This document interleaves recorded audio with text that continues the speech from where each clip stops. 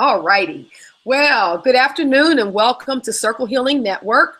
And I've got an exciting show today. At least I'm thrilled about it because I like this kind of material. And my guest today is Barry Littleton, who the fact that we're broadcasting right now is an act of God. God got involved in this because between Barry and I trying to catch up with each other last year through the holidays and then the beginning of the year, and then technology was king yesterday because we could not get on any kind of way, but we've overcome that today. So Barry is on his cell phone. He's discovered that he has some computer stuff that he's going to repair, but as we all get sick of these machines because, we're dependent upon them. And then right when you need them, something happens. But anyhow, we have prevailed. And so we have Barry here today. And today the show is going to talk about one of my favorite subjects, which is experiencers and disclosure. What's really going on here with the alien contact and, known as ETs, extraterrestrials, off-planetary life beings and what have you.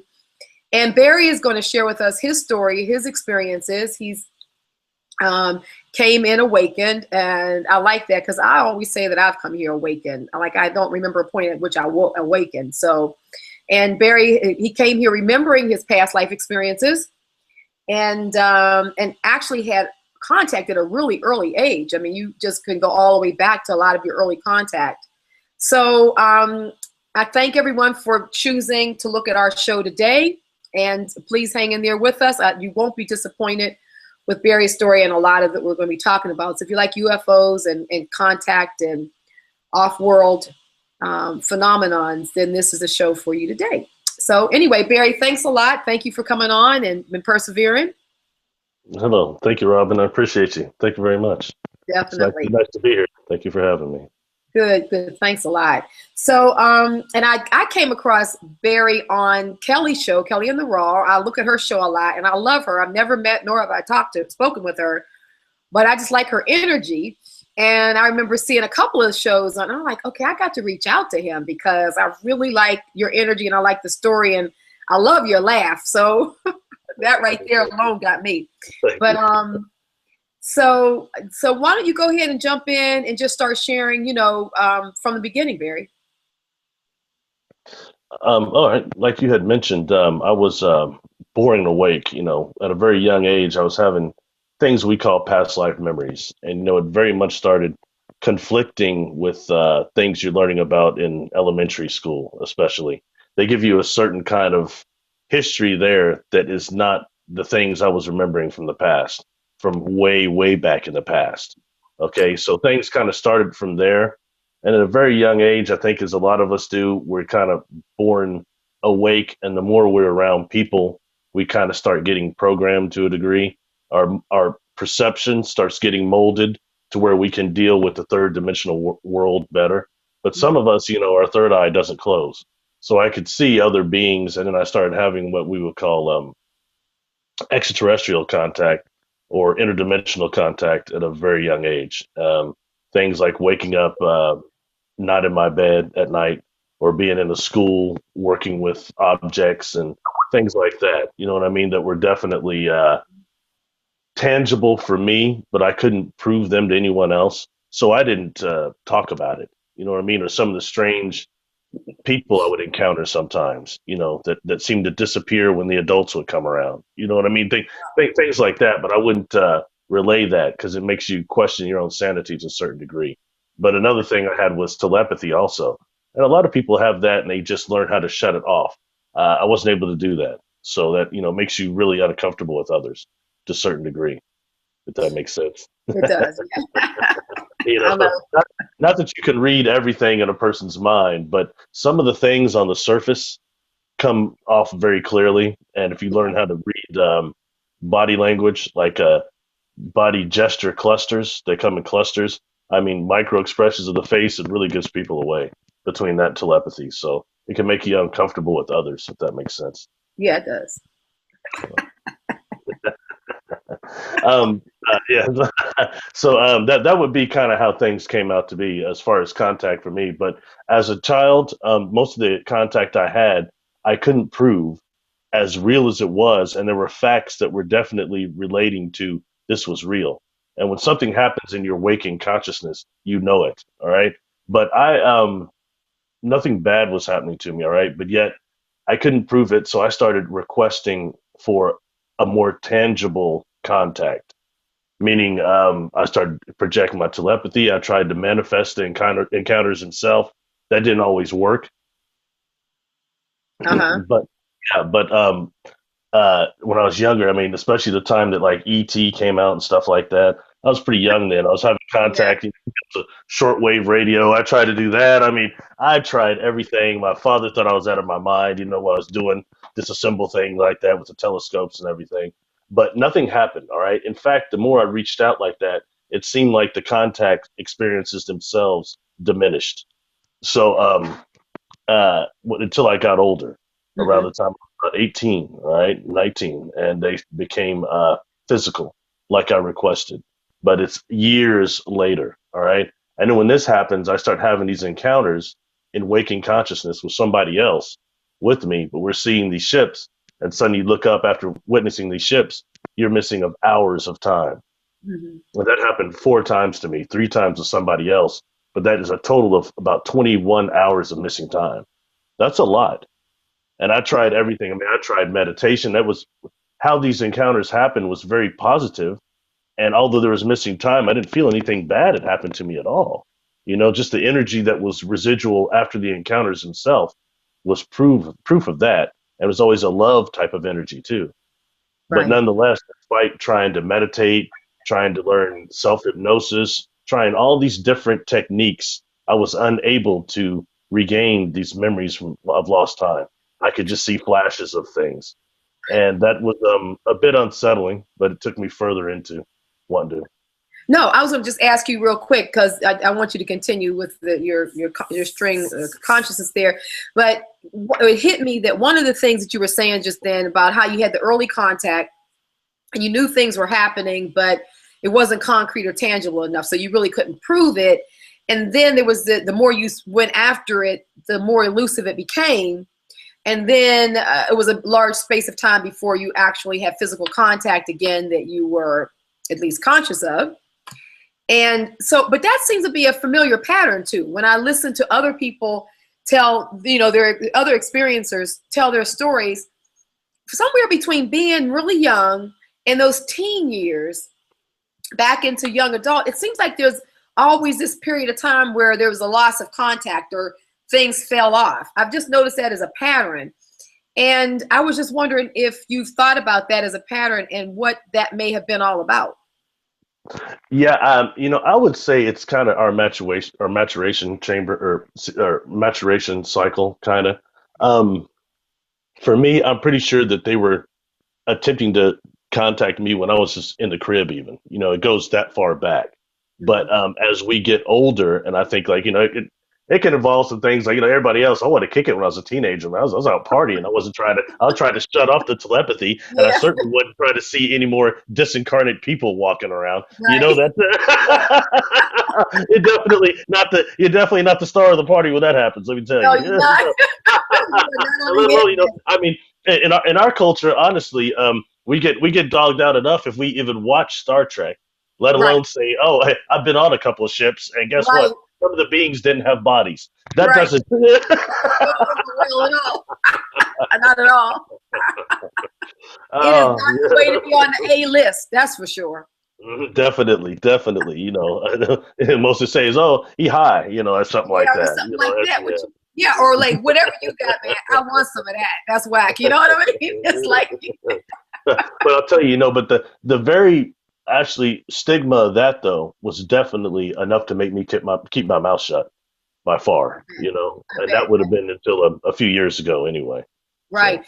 So then you said, so in your early 20s, then you lost about 21 hours through these 4 experiences. So mhm. what was that? What was that all about?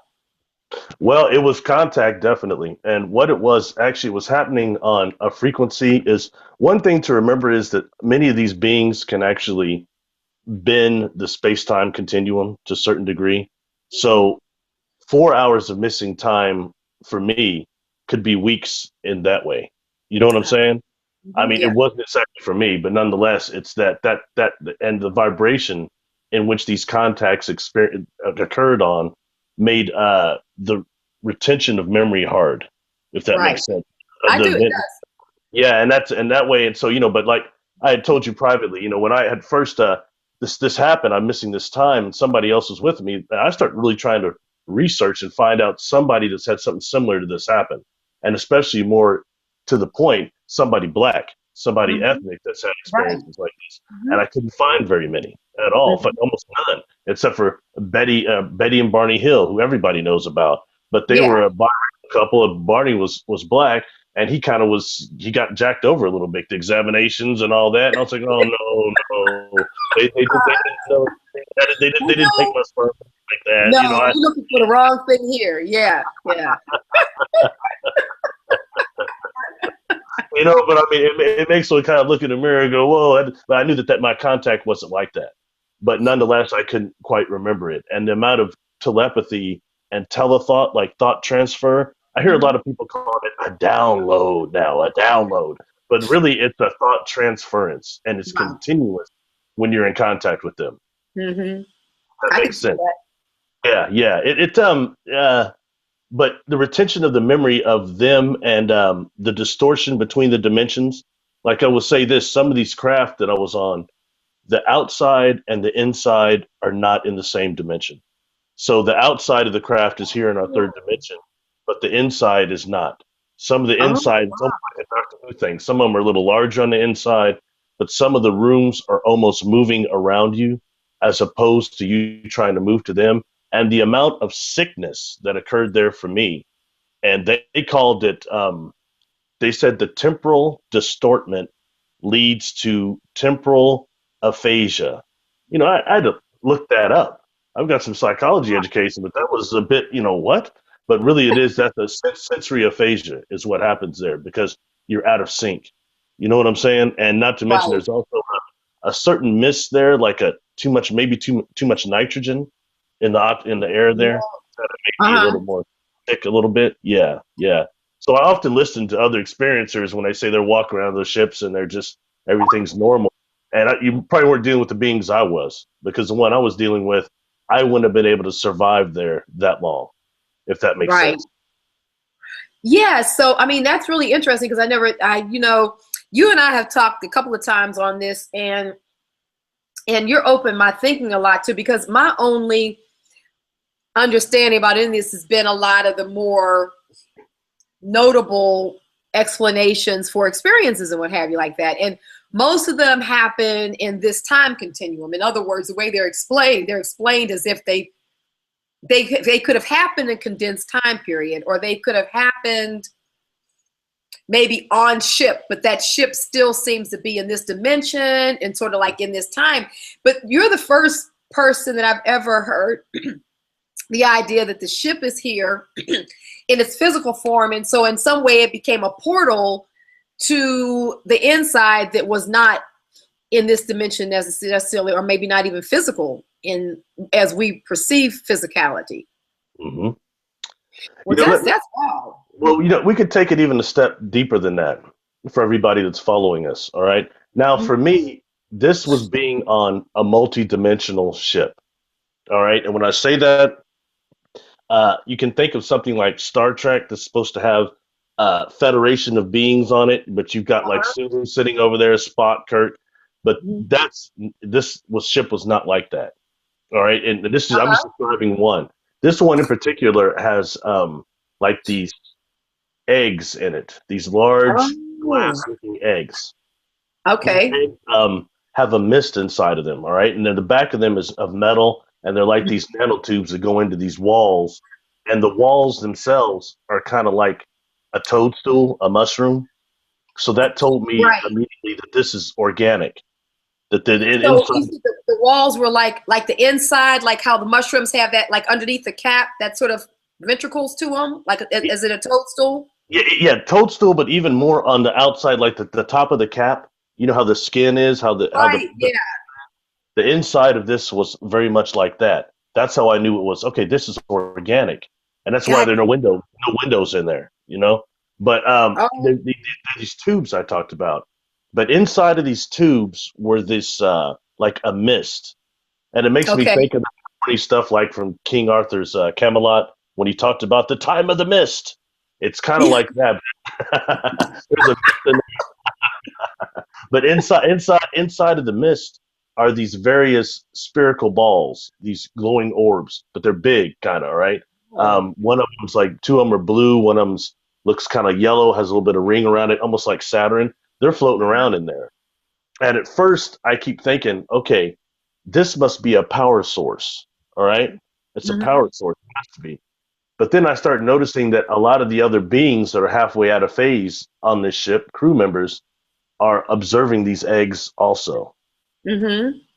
Until I got so sick from this environment, from getting smashed with telepathic information, from not being able to breathe correctly, from being dizzy as all get out. All right. Two of these lights emerge from this chamber, and one attaches here to the lower part of my right hand side of my ear, the other one to the left side of my ribs. And they start augmenting my time field, is what I'm kind of saying, what it feels like. That's when I Oh. realized, right? These lights inside of these chambers weren't power sources, they were crew members. On top of that, Here. they were command officers, but they're Wow. corporeal, they're non-physical. So even on that ship that's dimensionally different, they have another containment within there that is more like their dimension. But that Wow. they're telling me that they're like fish out of water here in our dimension, and they don't come here very often outside of those wormholes and things. So that was something though. But when you experience that waking conscious, like we're talking right now, Right. it's very hard to remember it just because you don't have a frame of reference for perception. And number two, uh, you're dizzy as all you're dizzy as all get out. You can't breathe correctly. You're getting telepathically flashed. It doesn't. You know what I mean? I So I do. can't. But I thought they might have done something to me, but they didn't. But that difference in frequency was enough that it prohibited me from remembering it. You know what I mean? Right. I'm explaining That's this. really wow. I mean, so in other words, or just not in other words, but just me thinking about what you're saying. So the whole idea of how we even perceive beings and how they do even deal in our time. I mean, it's almost unfathomable. This is almost like God. You know what I mean? It's like how you even begin to fathom this stuff, like all these. I mean, because it's like a Rubik's cube almost. It twists it. I mean, you can twist and turn it and do it all these kind of different ways within this one space. It can bend time. It could be in this dimension. It could be in a different dimension. It could be a dimension within the dimension within a dimension that you're standing there, and you're in one dimension talking to these beings or having this telepathic communication with the beings that are in 2 or 3 dimensions away somewhere. I mean, this is like really like nothing I've ever thought about. Well, something I didn't mention. The only reason I'm speaking out now is because a few years ago I had a horrible car accident, and I Okay. took 4 catastrophic traumatic brain injuries. And they said I'd have no life memories. I'd most likely be a vegetable for the rest of my life. All right, Wow. in a coma for a while, about almost 2 weeks after the accident itself. And I died a couple times on the way to the hospital. So Mm, if mm. it had not been for that, I wouldn't be talking now. All right. Wow. Yeah. God bless me to be cognizant. So, but one thing Absolutely. I I will mean, that's incredible in itself.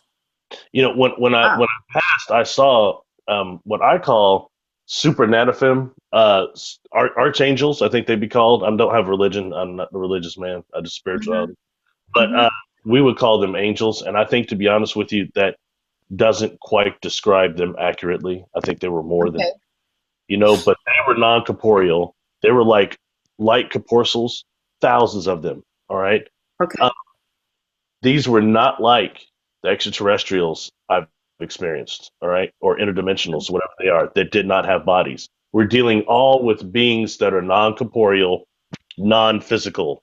You see, you know what I mean? Mm, So that way, right. but sometimes there may not be all the classifications we think there are, but there's definitely a difference between the angelic forces and what I was dealing as extraterrestrials. But they're all working for the same thing. These beings I was dealing with were, but my contacts were all very positive. I wasn't Mhm. abducted. I wasn't being experimented on. I didn't see a bunch of little grays running around. I didn't see 9 feet bipedal crocodiles. My God. Yeah. Anyway, So let me ask you, what do you think, or what is your feeling, your sense of? Well, I got a lot of questions. What is it that you feel that they are even doing? Like what is the point of the contact? Why would these beings who have to put their own self at great risk and being uncomfortable, as you spoke to, that they're like a fish out of water when they come here, to make contact with us, in this case with you, what could have been the purpose, or what is the purpose? What do you feel that is? well, it's for me, it's connected also to who I was, why I was born with certain past life memories, things that happened in the past here, but also most of my contact for them. I'll be honest, being in the free will zone, I think we're most likely to destroy ourselves, and I don't think they're going to stop it. You see what I'm saying? But they will not allow Earth to be destroyed again. And they showed me again. And I have, now that I've kind of spoke out and I get in some of these circles, a lot of people starting to talk and ask questions. And what have you seen in the future? What disasters? I'm sorry, they have not shown me any disasters really. And I think Mhm. because although they can bend space and time, there's several timelines and they don't know. They don't know which one we're taking for sure any more than we do right now. So they don't give Mhm. me any predictions of the future. Now they have showed me the past, and they said Mhm. certain things happen again. They showed me what looked like the Earth going around the sun looked like a burned out cinder. So that's happened Mm. here before, and they said that won't happen again. And most of the energetic uh, exchanges I saw were between the planet and these ships and the energy field and the pure consciousness field. That's what I Mhm. saw going on. A lot of what pseudoscience calls orgone energy, and Hindu pranayama yoga calls prana or chi, Right. or chi, life energy. Mhm. Which is very true because some of these ships I've seen, what they run on is that type of energy. It's a life Okay. energy. So Wow. did I So answer your question? Or did I just go yeah, completely because off? I mean, you did, but I still wanted to kind of get a little bit more in there. Like, okay, so what do you think personally for you? Okay, so they don't want to. They're not necessarily going to save us, but they don't want to see the planet destroyed. I've heard that. That seems to be sort of a common theme among people who've experienced, or people who are able to connect with sort of a field of consciousness. Mhm. But so, what do you feel your role is in it? Why Barry? Why do you feel that they were connecting? Because you always seem like such a reasonable, rational guy when I've talked to you. Like you haven't hung any hats on this idea of being an experiencer, but as much as to help other people deal and cope with it, maybe by coming out, like you said. And also, I know part of you coming out was about, as you've said, I haven't really seen any people of color myself come out about this. And in fact, based on the experiences I was hearing, I thought it was an act from God that we got saved from that piece, because we got swapped up in, we got carried away with the slave ships and all this other stuff. So I figured, well, at least it's one ship that God saved us from. you know, when you think of it like that, because otherwise it seemed like there'd be more people haven't come forward. So I know that was another part of your, coming forward, was because Yeah, of that. yes, and I've spoke out against this before, and I later had to take some of it back because I found out I have experienced Nordic beings that were off-world, all right? But when Hmm. I was trying to understand more what was happening to me, all right, um, when I start hearing things, it's always the Pleiadians, all right, and it was a couple other groups, but specifically the Pleiadians. And Yeah, I you joke told me with people about this. I say it a lot, and they all look like Fabio and Michael Bolton before he cut his hair off, and Yeah. Christy Brinkley. They're all these perfect Caucasian people. You know what I Right. mean? Right. I had encounters, and some of these beings weren't even corporeal. And I'm like, so, okay, so man, that creates a difference of making someone who has the caricature of being black not wanting to come forward or to even talk about it. And Hmm. not to mention our culture is not something we're exactly talking about anyway. True. So one of the reasons I wanted to come forward is to get other black experience to come forward and talk, and melanin dominant experiencers, and also people that have experienced black extraterrestrials and melanin dominant ethnic experiencers, as I Hmm. have. I've a group of one that was that. Right. So I wanted to know more of that. And in doing that, I will say this: I found out that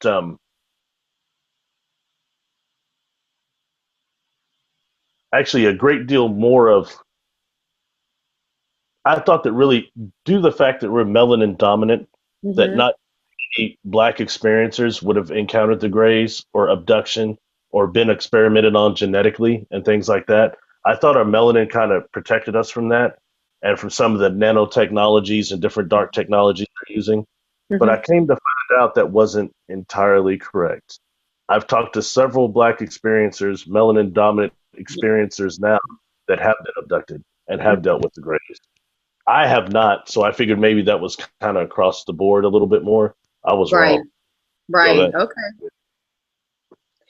So, but you feel that, so you feel a part of you coming forward was about sort of kind of connecting with other melanin dominant experiencers, but how does that fit back into, or have we not gotten to the answer about why you think it was you? I mean, I'm stuck on this. I'm sorry. Because I really believe that you serve a purpose. And I can't, as much as you know about, I know you have to sort of have a sense of what that may be. Now, maybe you don't want to share it at this point. You know, we all have things that we feel that we're here to do. It's not time to share that, and I respect that. Um, but I well, always, don't worry, it's a bit late for that for me. Don't worry, I'm in the fire now. Don't worry about that. By the way, I'll give a shout out to my sister too. Your name is spelled identical to my sister, so it makes me very comfortable with you. oh, thank you. I mean, you told me that before. And the spelling of Robin, like it is an unusual spelling with the Y. So, yeah, thanks. Thanks. Hi, sis. I got a shout out to my namesake. So, yeah, but okay. So then, boy, I have so much. I could take you back there. I didn't really answer joking around. Okay. As far as me, what I can tell you is there's a great deal that's going on right now. This shift that's happening here. Everybody's talking about not just an awakening, but the shift. Mhm. Okay, I'm here to help with this. There's a stain on the people I came here with for long. There's been a stain here, and things did not go right here in what we call Type 1 civilization. I have a cognizant memory of some of the technology that existed then, some of the events, and I can help relay that to some people now. But it's about healing also. And I didn't really understand it because, to be quite honest, before my accident, I was never going to say anything to anybody about none of this. Sometimes Got the the word. creator will put things in your path, and people, through omens and things, you have to respond and do certain things. But I was Right. able to do it most of the other times. Then after I died, I realized I was not supposed to be doing that. You know what I Oh, mean? right. With this and let people know because it's happening to so many more people than what I thought, or people that are, awake or waking up, having dreams and contact in dreams and lucid dreams that weren't before, or remembering past lives, or waking up to weird beings in their room and they're trying to dismiss it. And their mate, their husband is sitting there asleep, or their wife is there asleep. You know, Right. you and I talked about that seemed to really kind of intrigue you quite a bit in our private conversations. It's what Uh-huh. I call target contact. And really, Yeah. I kind of got that from Dr. Carla Turner. She was the one that exposed that in around the early 90s. I heard her talking about on Art Bell. Anyway, target contact is, you can be in a group of like 20 people and you've got two or three people saying, look at that UFO up there, look at it. And the three people can see it. And you've got 15 other people saying, where? I don't see anything. You're crazy. But Right.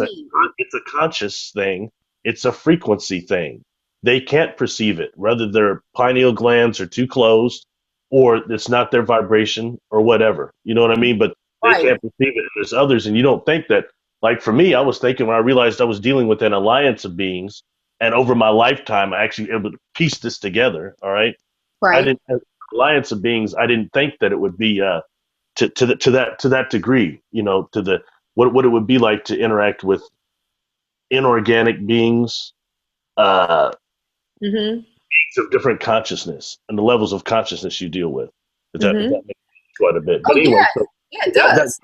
that is why like a lot of people, I say this over and over, that have even seen a UFO and don't really tell anybody about it, but they've seen something they couldn't explain that maybe not might not have been Big Brother, the government. You know, it was something else they saw, and they were observing it, and they might have missed. Like, oh, I didn't think I was even watching that thing for 2 or 3 minutes. You know, or Right. something like that, just a minute or so. That is contact, and you Yeah. find that if you get actually regressed hypnotically and go down to the theta level, what really happened during that minute? Who was on that ship? Were they Mm-hmm. contacted? Is there a reason why you could see it and they couldn't? Yeah, there's a reason. And you Right. don't think, so there'd be a whole ship of beings, or maybe a whole alliance of beings that is making first contact to just me? Mm-hmm. Mm-hmm. And we don't underestimate, we underestimate what we are as souls, you know. Right. Yeah. So, Because it wasn't until I started talking to you, to your point. I mean, you're responsible for me understanding that I've had contact, but I would never ever have said that I had contact. In fact, when I was telling you, when we first started talking, I said I've never had any contact that I would think I've had. You know, I've done a lot of lucid dreaming. I've done a lot of like we talked about Carlos Castaneda. For years I've done that kind of dream time walking. I'm very conscious that of my dreamscape is completely different from my waking state, and I know that I'm very cognizant of all of that. But I've never felt that I was in. And then when I shared one of my experiences with you, where I definitely was, going down a back road in Southern Maryland, cornfields on either side, they were high. And I was in my little TR7, just zooming along, playing the music, enjoying myself. And I see this light behind me, and I'm thinking it's like a tractor trailer or something, because the lights were high. They were high enough that you think, oh, it's a big truck or something. I'm not paying any attention. I'm just going. And then and it's funny because when I looked back and saw it, I thought, they're lights. And then within a second, the light was on my back window. And then when I looked up, it veered off. It veered over the car, up over the cornfields. And then just, it was going slow at first, and then it just zoomed. And it was an orb. It was just like a white ball, basically. And I remember thinking, damn, that had to be a UFO. In my mind, that was the first thought. I'm like, God. But until you said that oftentimes first contact is when you have memories of seeing some kind of craft that definitely is totally unusual. And then I thought, when you were talking about bending time, I never thought that there was I never paid attention to the time period from when the light was way down the road to where it was right up my window, that could have been a contact period, and that I just saw the light there and then saw the light at the end of at the back of my, because it was, I mean, we know those ships move fast, but it was just like a blink, and it was on my back window from being way down the road, So talking to you sort of made me think about that reality as well, like maybe.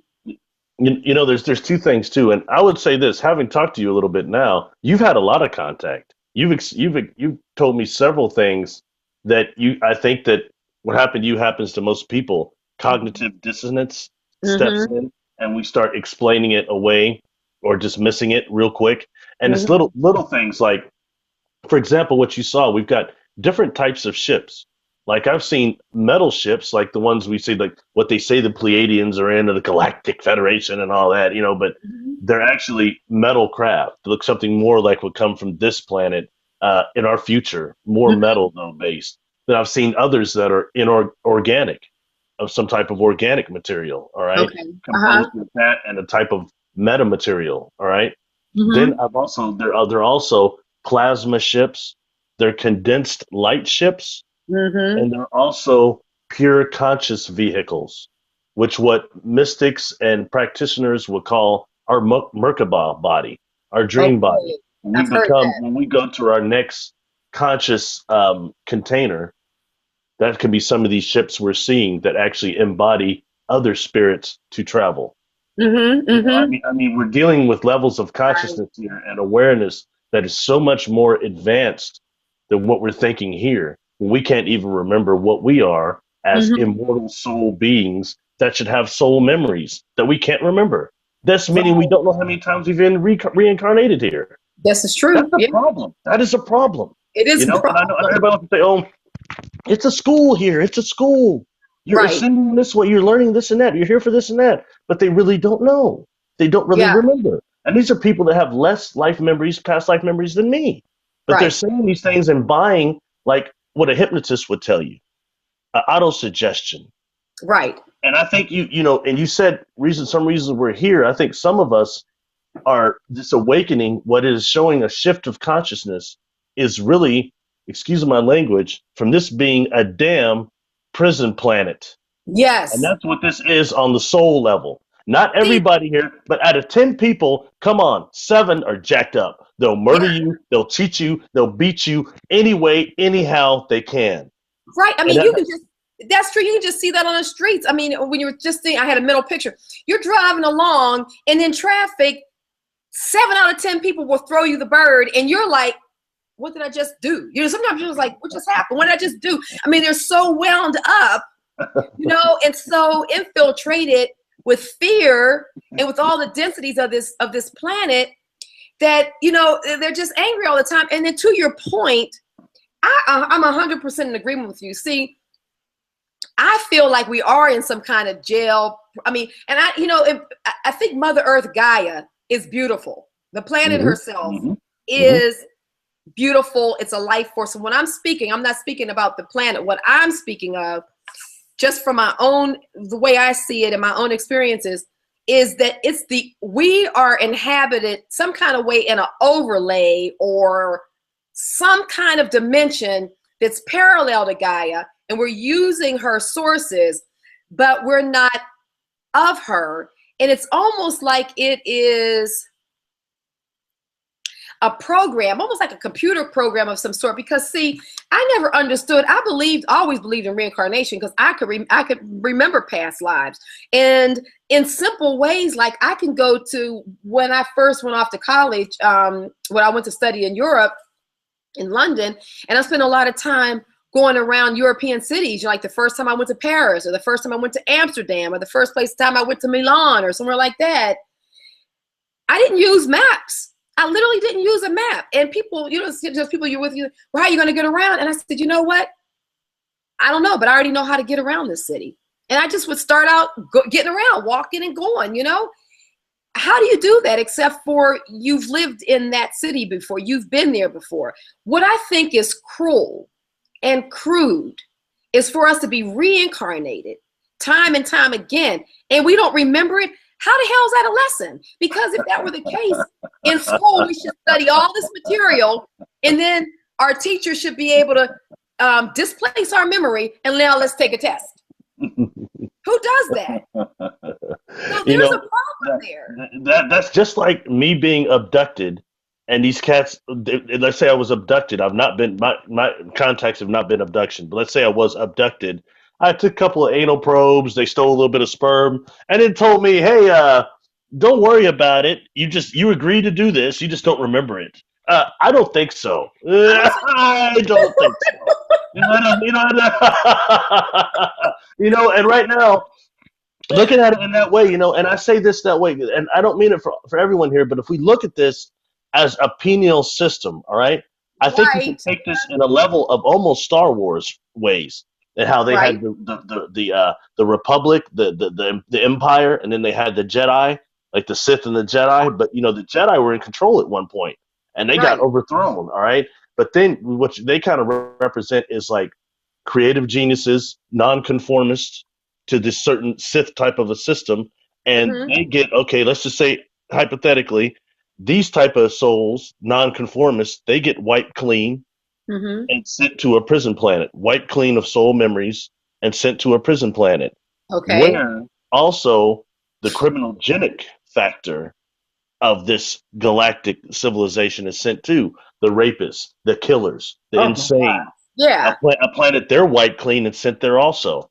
And everybody kind of is in a recycling uh, machine that just keeps coming back again and again and again. Don't remember, you get out of the body, you get shocked a little bit, get traumatized, and told, hey, Mhm. you go back there. You have a special reason to be down there. There's a special Right. reason, but you can't remember that either. But you go back there, Yeah. and then when you come back here, you're going, oh, I'm here for a reason.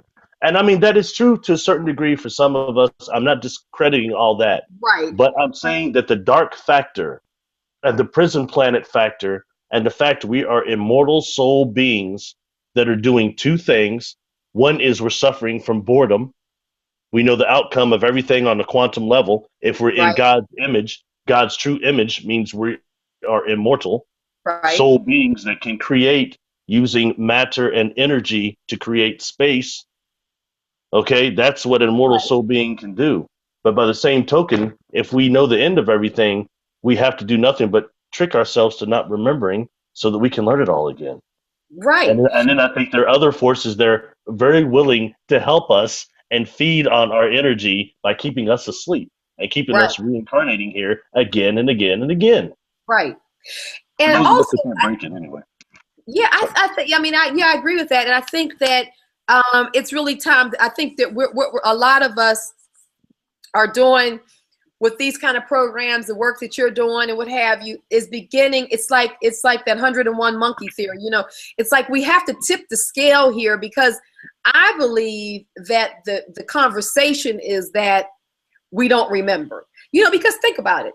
From the time that now I believe, and it seems like you're in a similar category as myself, is that I don't believe I remember far more of my or I don't even really like to say previous lives, because really to me it really is one stream of consciousness. So I remember more of my pre-birth consciousness than what a lot of people say they remember, number one. And I remember that even from the time I was young, a lot of it didn't make a lot of stuff you're told, or the systems, or the way to do this, and you're supposed to be like this. I questioned it all because it didn't make sense to me. And not that it didn't make sense because I was, was a rule breaker or just trying to not conform. It truly just didn't make sense. And I think I've always been thankful for the fact that my memory maintained itself more dominant, was more dominant to help me do the things that I'm to do here. And I really believe that it was by choice that I came during this time. And that because too much of my memories were not lost. And it's been the most frustrating part for me has been biding my time, sort of waiting for the time to be right to do the things that are needed, that whatever that is. And I'm not to pretend like I know what it is and all that. But I mean, I have some ideas, But you know what I'm saying? And I think that more people are really, in fact, like that. But and I think the people who are wakening up, some people say, oh, I just woke up with 9/11, or I just woke up 2 years ago. And I find those same people, I start talking to them and I say, well, when you were in your teens, what did you think about such and such and such? And they'd say, well, I had a problem with that. In fact, I was always in trouble. And I take, just like you took me back with the whole idea of contact when I didn't think I have it. And I can walk people back to pretty early in their lives where they can see, wow, you're right. I'm like, no, you didn't just wake up with 9/11. That might have been the kind of crescendo moment. But if you really do justice to yourself and go back, you'll see that you have been in this consistent strain of consciousness that has kind of gotten you to this moment. And I think that that's an important thing for people to really start thinking about, because if you do, that's where your power is. You can start putting all those dots together and figure out what's going on for you right now. And it's like, to your point about the prison planet, it's like those people who are in prison, who are successful in prison, take that time and they read books or they study languages or they write books and they do things with that time that's significant. So when they get out of prison, they really haven't lost time and they can kind of move forward and make up for whatever they, and move forward and do some stuff with it.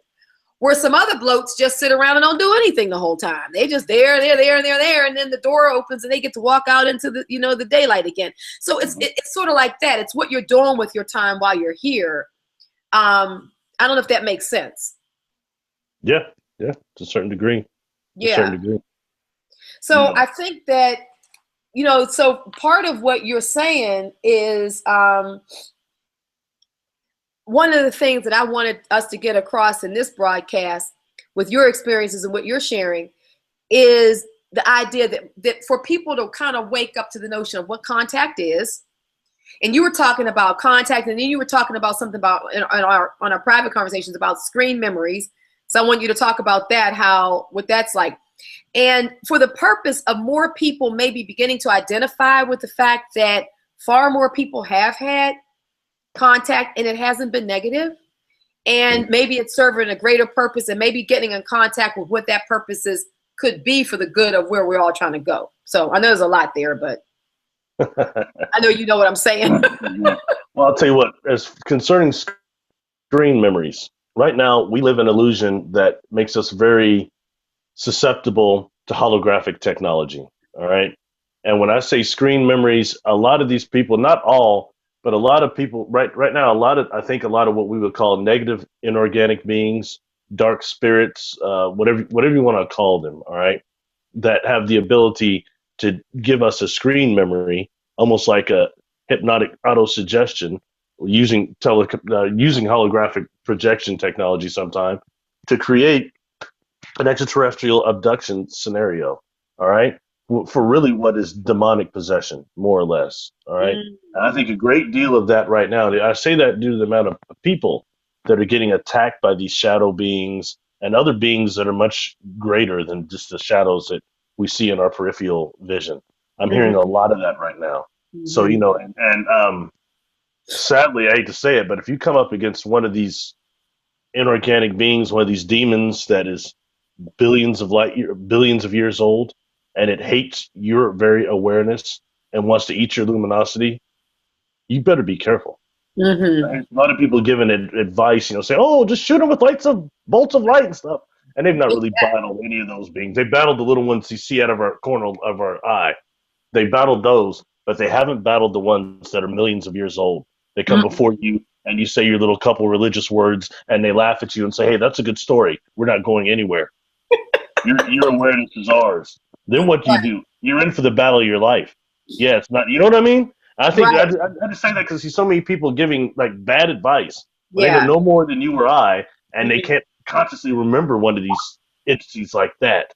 You know what I mean? But I think anyway, excuse me, going back to what you're saying. No, go ahead. I mean, that's okay because you're making a good point there. Go ahead. Yeah, it's just the fact that we're in a prison planet, but we've got these predators around us.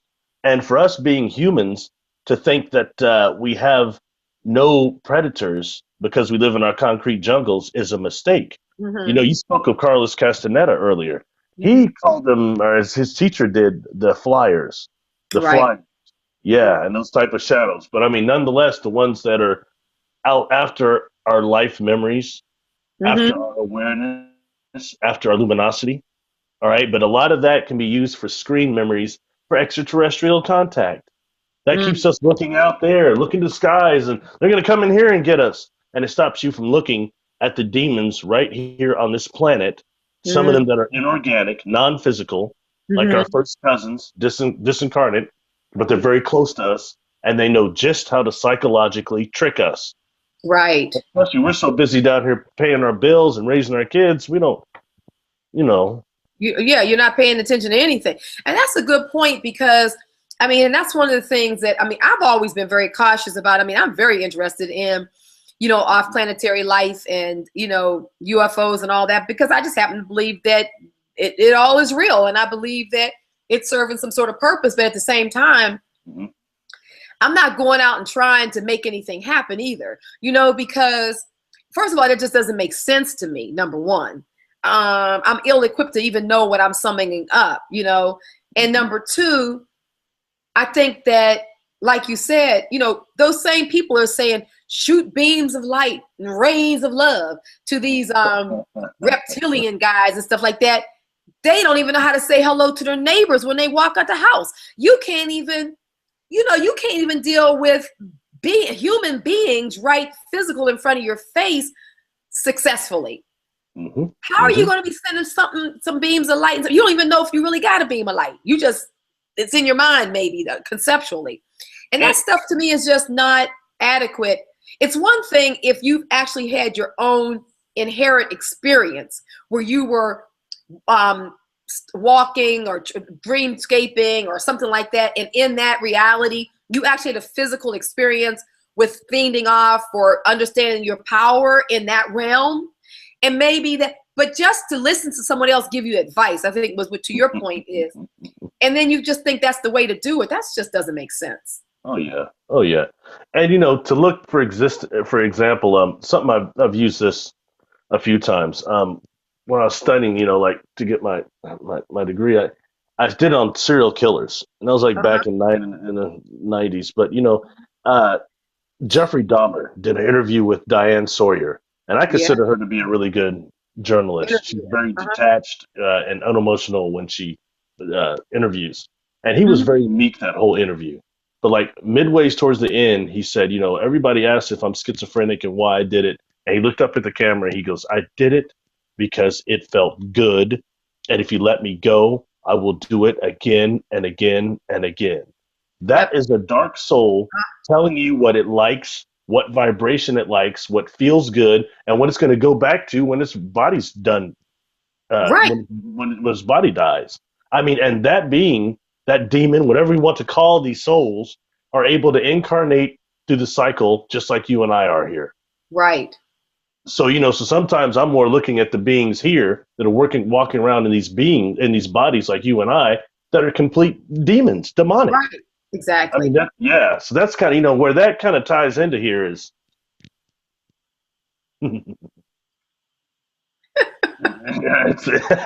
It's right there. You know what I mean? So that just ties in so much of this. And I'm speaking on this because right now I'm seeing so much dark stuff going on. People tripping out on implants. They're implanted. They said they're going to help me with my implants, but they implanted me. And, you know, I mean, people are tripping out, man. Yeah, they really are. Yeah. And it's just the whole dark thing. And the fact of thinking that maybe some of our souls are tagged when we come in here so that we are more susceptible to holographic technology, more susceptible to auto-suggestion. And a lot of these dark forces, these dark beings, they start off as negative thought forms. Yes. And they get negative thought forms. They start generating energy within us, and then they use our own pineal gland as a wormhole to manifest into the third dimension, and they start causing crap in your life. Wow. Normally financial stress, normally. Right. You know what I mean? Yeah. People acting funny around you. People you love going off on you for no reason. You know, I mean, little things like that. So that's just, you know, something to be aware of, and just how much we live kind of darkly here in a predatorial universe. Right. And I think being beings of light, immortal souls, it's foolish of us to not think that when every ecosystem we see on Earth, natural ecosystem on Earth, ecosystem is predatorial in nature. What makes you think the universe is not the same type of organization? I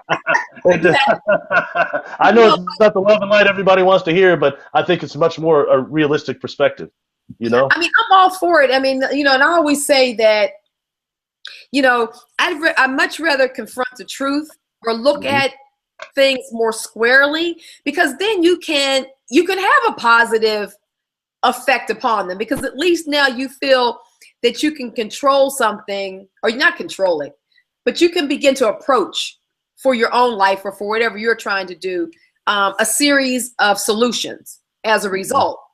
But if you don't even look at what the possible problem could be or anything like that, well, then you're just leaving yourself wide open. And to your point about implants, now I don't know that they exist, and I don't know that they don't. I'm in the middle. I listen to a lot of people who talk about them, other people who remove them. I'm kind of like this about it. and you and I talked about this before offline. If I don't trust you, I'm not even going to go to get a pedicure. Okay. Not to mention you messing with my auric field and my pineal gland and all this other kind of nonsense. No way.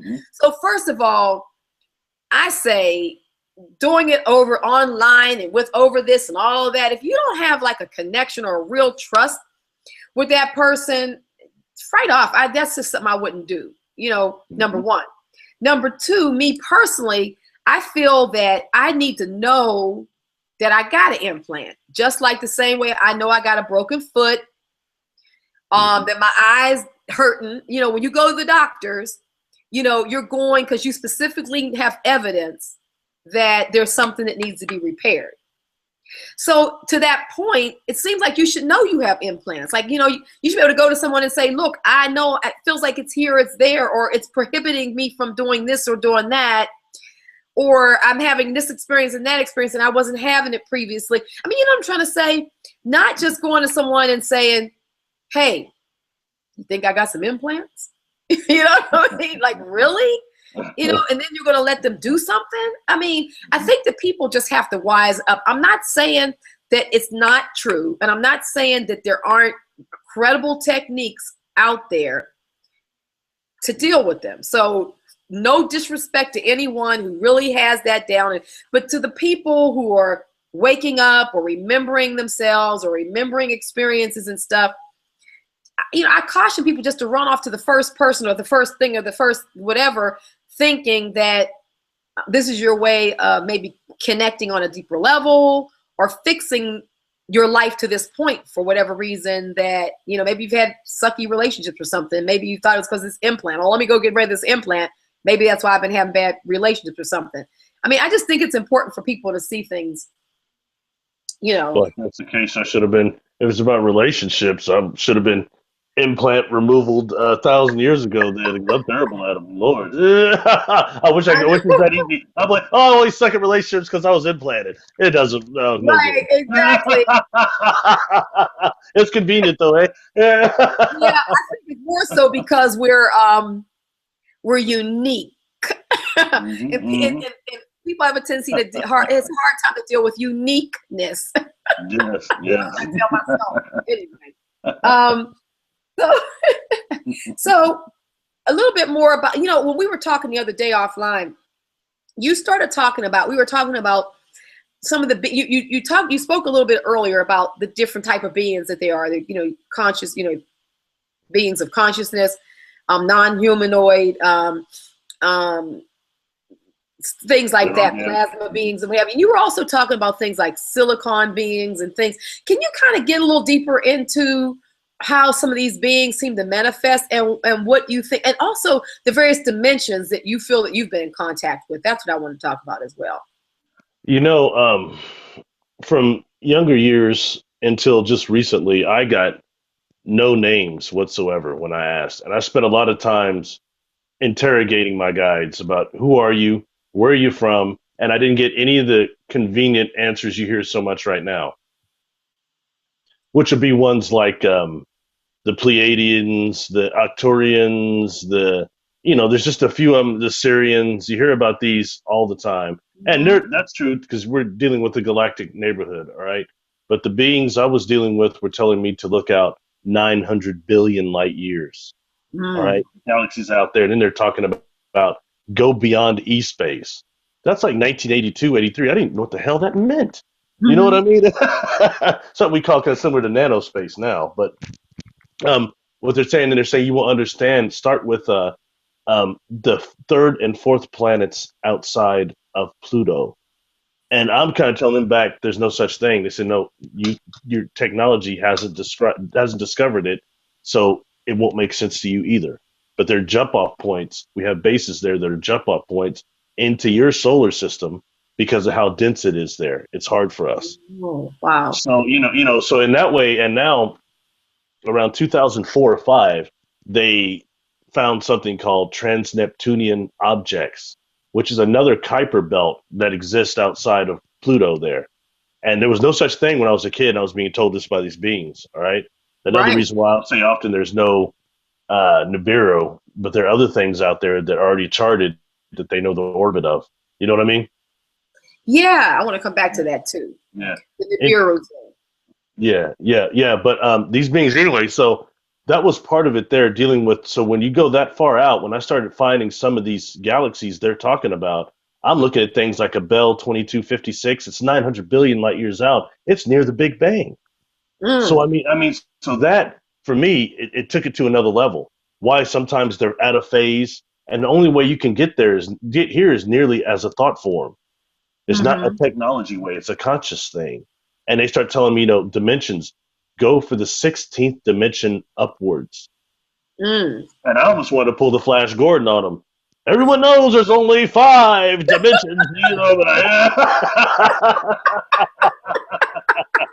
I mean, when I was just a kid, I though, know I mean, they were blasting me up. I mean, it made me start liking things as a kid, like Doctor Who and Star Trek and that's science fiction, things that I could try to correlate with what they were telling me because I couldn't understand a lot of it. You know what I mean? So, right.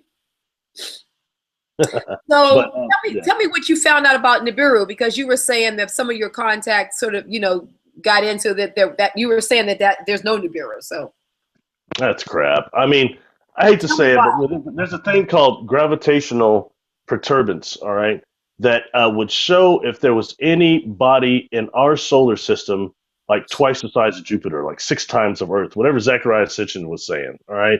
And in Mm-hmm. that way, I think that's feeding this program, all right? Now, there are the trans-Neptunian objects, like I just said, there are bases on them, and some of them come into our solar system. They come kind of close.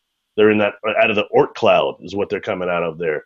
But I mean, they would have detected this other one. And I'm sorry, I don't think there's any one organization that is controlling all the amateur astronomers across the world that are dying to prove this object exists.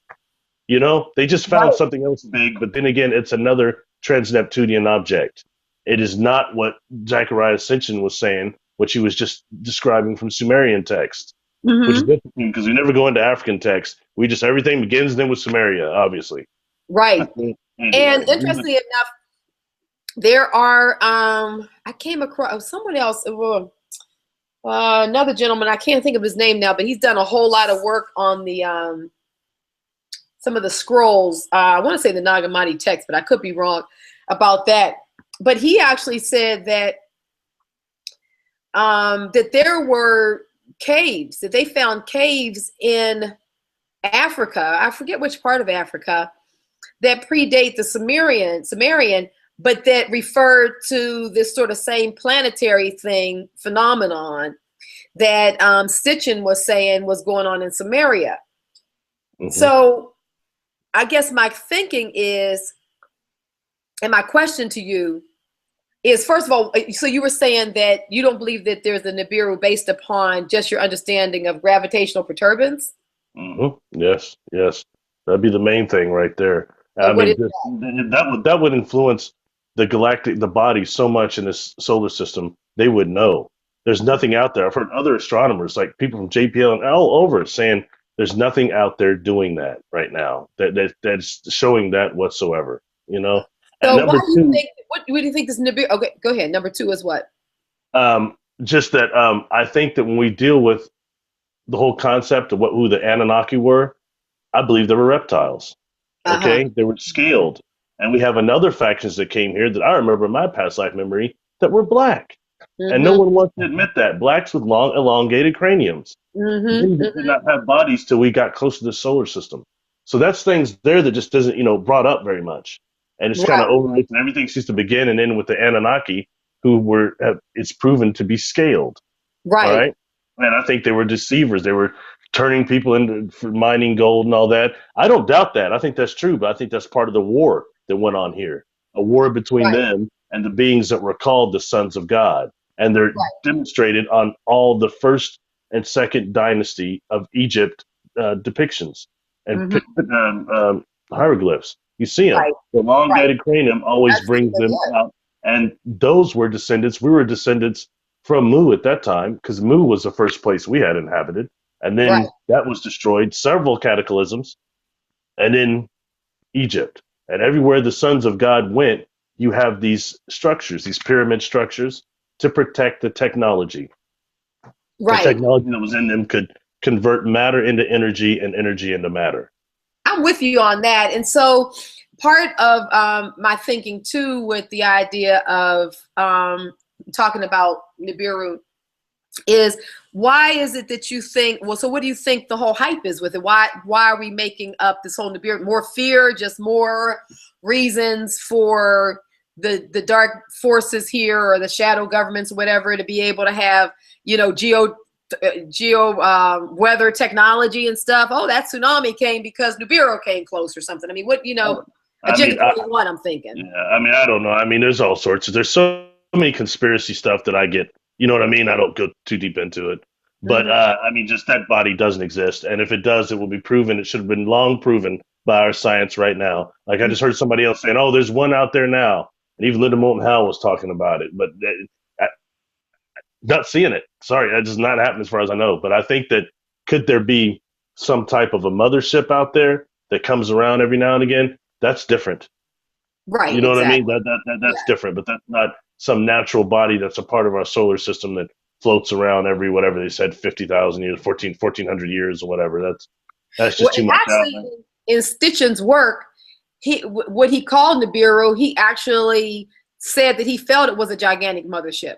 That's what he was saying in most of his work, that he didn't think it was a planet, interestingly enough. And that he thought that, based on his interpretation of the Sumerian text, that they were more benevolent, number one, and that they were more connected with ancient Egypt and what had gone on. When they came back around that next time, they were responsible for trying to build that culture, you know. And so, I mean, I've done a lot of reading on his work. That's the 12th planet, right? That's what he says in the 12th planet, right?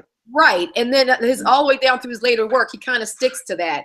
And so it's interesting that I always, just from having followed his work and just sort of what made sense to me in terms of ancient Egypt, I always thought that Nibiru was more of a spacecraft, not a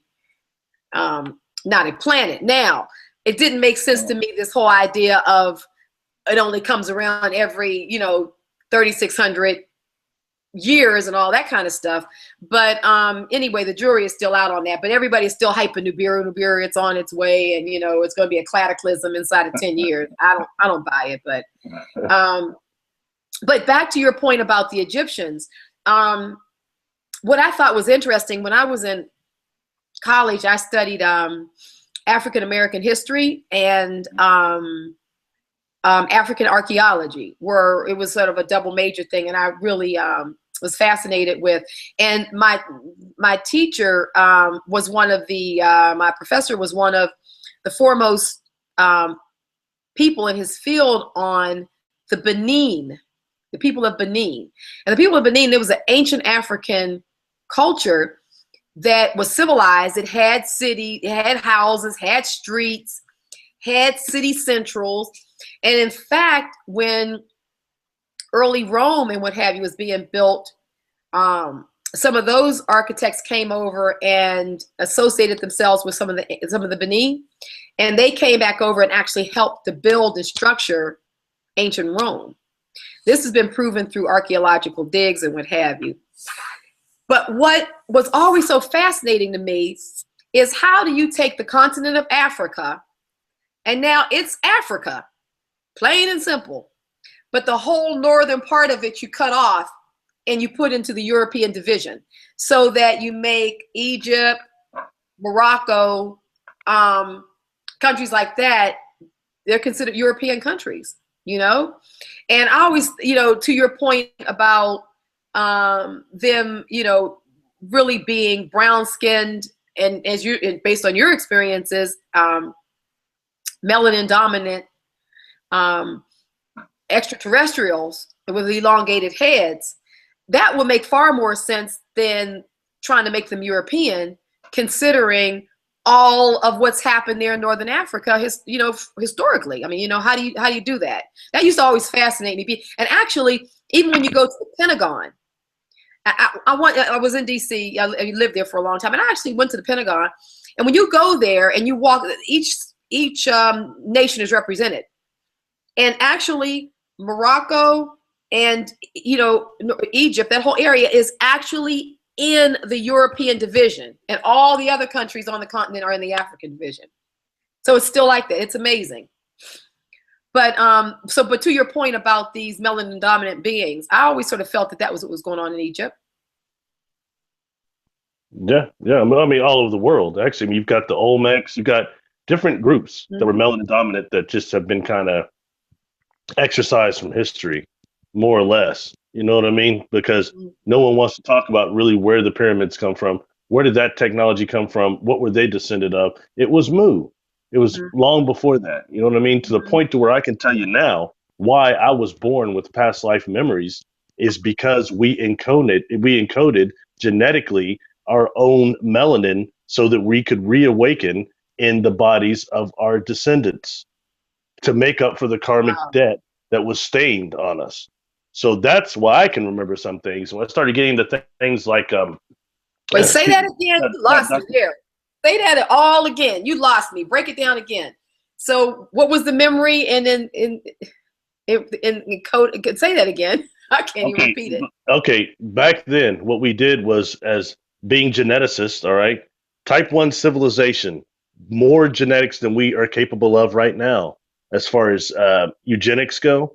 So what we did was encoded our own melanin so that we could reawaken in the bodies of our descendants. Therefore, that's why I have past life memories. I was born with them. It's a genetic thing. It's truly and when I started dealing with things like the work of Dr. Richard King, he wrote a book called African Biological Psychology, Psychiatry, I'm sorry, the first one, The Melanin, the Key to Freedom, all right?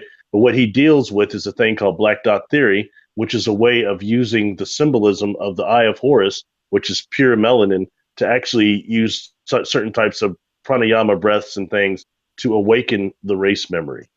Okay, the genetic memory through the melanin.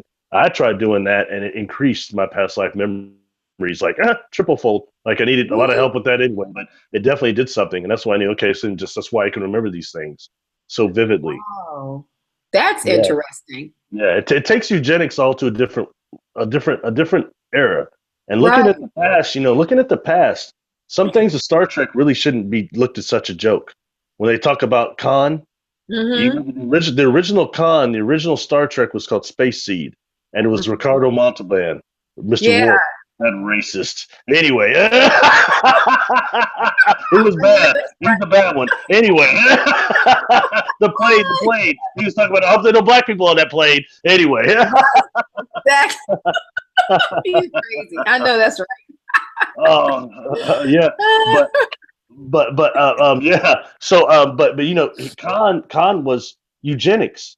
He was a tyrant, but they were eugenics. They were bred to be physically superior, but they were also hungry and tyrants.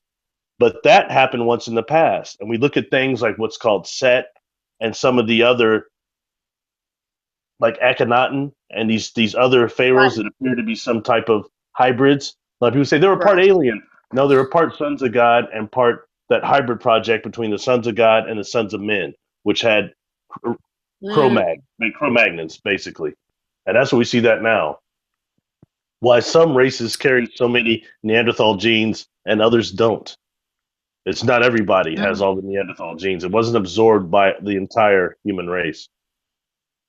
Wow. That's fascinating. Yeah. Wow. Yeah. I have to really, I'm gonna look up, what was the name of the book you just said? African Biological Psychiatry by Dr. Richard King. And the other one he wrote is called Melanin, the Key to Freedom. And they go very well on how to actually awaken the race memory. How do you spell his last name?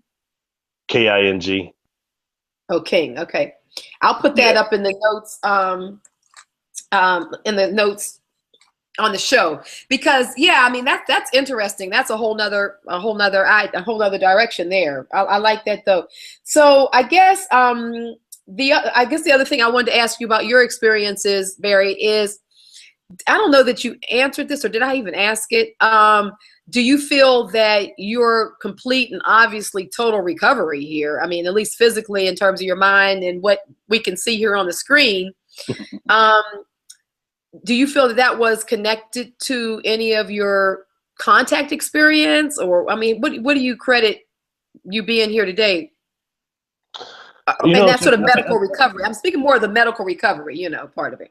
I think there's several factors. I think what you're asking is something that I actually talked to a lady by the name of Mary Rodwell about. Her and I spoke several times, but she talks about a certain type of life-term experiencer like me that have these tragic life, like near death life experiences, near death experiences. Sorry, and how sometimes these beings can stop when they're in these accidents. They can stop things and remove them from the accident for just a second, bend the space-time continuum, put them back 5 seconds later, and that way they have these weird type of healings and things like that.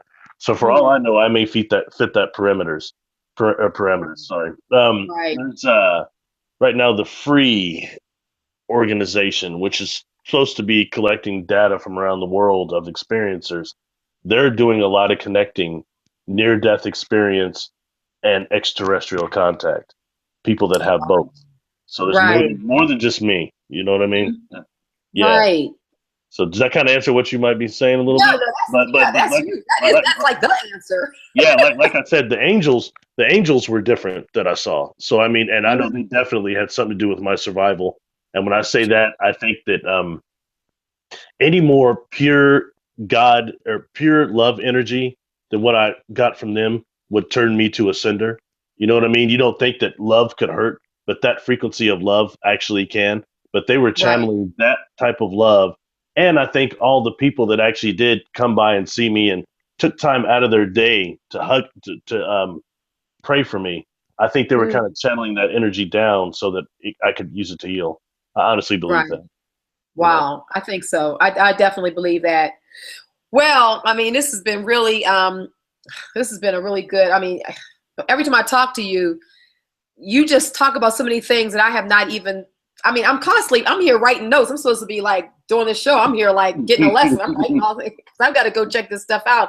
And I hope that our listeners are doing a similar thing, and that understanding that this whole connection is so complex. And, you sort of think of one thing as I'm an experiencer or whatever, I've had contact, I'm, into metaphysics. I'm like, in my case, I'm a Reiki master. I kind of, my thing is connecting with energy and color, what have you. But these things are so all interconnected. I mean, like, we started off talking about your experiences. We ended up in Egypt, talking about, so. They're not the separate things we think they are always. You know what I mean? They're not the classifications that we think they are sometimes. You know what I mean? Right.